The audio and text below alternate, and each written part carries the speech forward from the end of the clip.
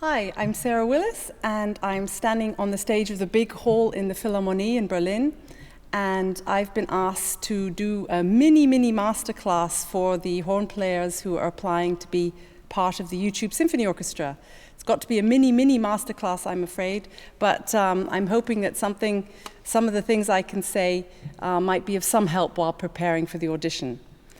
The excerpt I chose is the fourth horn solo from Beethoven's Ninth Symphony, because it looks on paper maybe to be the most uninteresting of all the solos, but in an audition it's quite hard to play because you stand on stage or you're sitting at home in your living room, and you have to convince the audience or the jury that it's not just a bunch of long notes, but that you hear that there are woodwinds playing with you and you make some sort of music out of this long passage.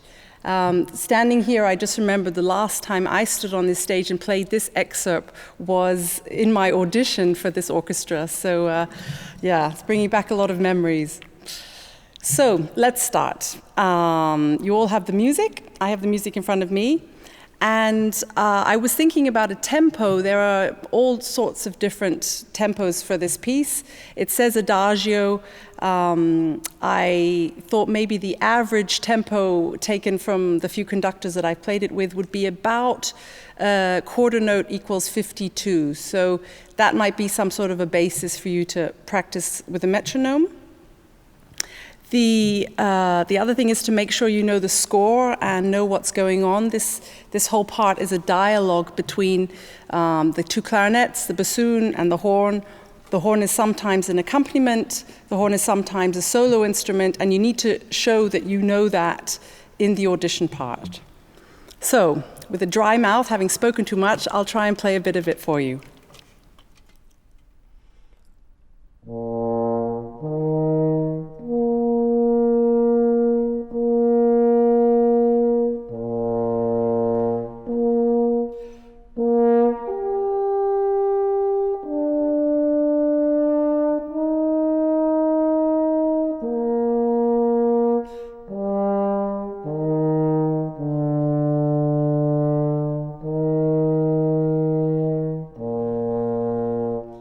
Here comes the bar you're all waiting for.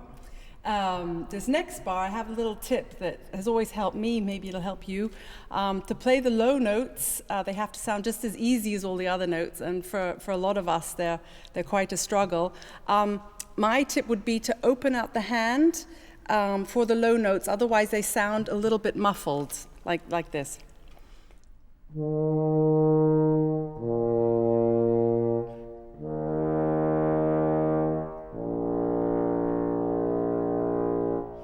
Also, the F has to be sharp enough. It's often very flat. So the more you open up the hand, the sharper it'll get. After the F, there comes the jump up to the F above and the C sharp. A good conductor should wait for you to get up there, but he won't wait all day. So in the audition, you need to take a tiny bit of time, but still get up there. So.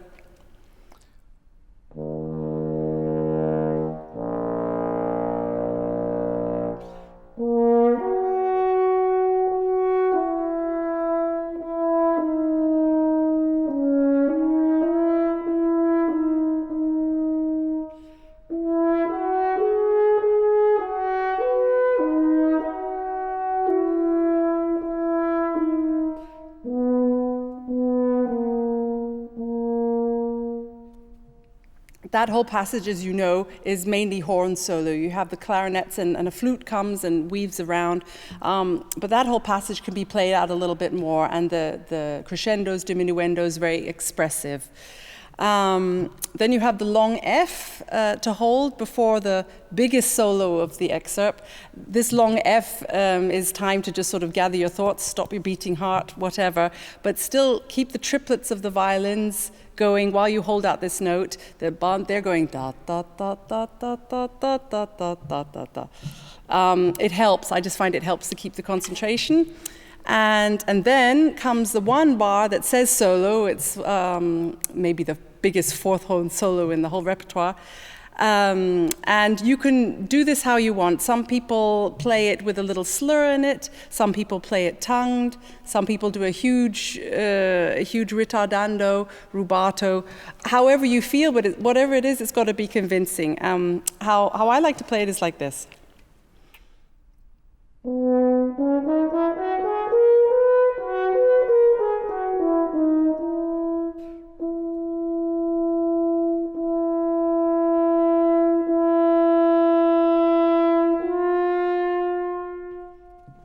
The last two bars obviously aren't solo anymore, but the crescendo is there, and you'll impress a jury if you show them you know that's leading into the next passage. Okay, now for something completely different. And even though I'm a low horn player, and maybe I shouldn't be giving tips about Till Eulenspiegel, I sit next to a lot of solo horns who've played this in my time, and maybe a couple of tips. You of course can hear this solo on thousands of recordings, and there are different ways to play it. A couple of tips from me would be to really make sure that you do what Strauss wanted. For example, the beginning of Till Eulenspiegel, it says gemächlich. That means leisurely in English, or sort of taking your time. And what Strauss meant was Till Eulenspiegel was a real scoundrel. He was a very naughty guy, and he caused a lot of trouble. And this was his first appearance in the piece. This theme, when this theme appears, it always is representing Till Eulenspiegel. This is his first appearance, and he's not quite sure. He's sort of sticking his head out and seeing if the coast is clear.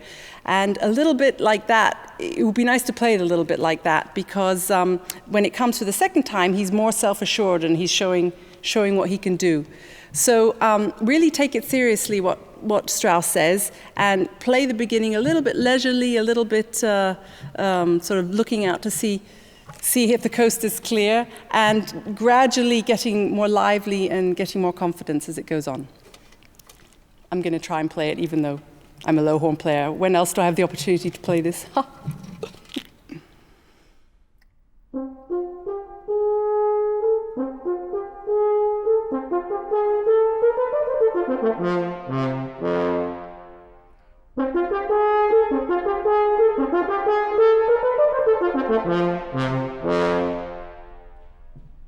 A tip would be also, like I said in the Beethoven 9, for the last two notes, the G and the C, is to open the hand a little bit more, because it just makes the low notes a lot clearer. And be careful they're not too sharp, of course, but it really does help in the low range to play a bit more open. So that was Till. That was my idea. That's my ideas for Till, and I wish you all the best. And looking forward to hearing all the different versions.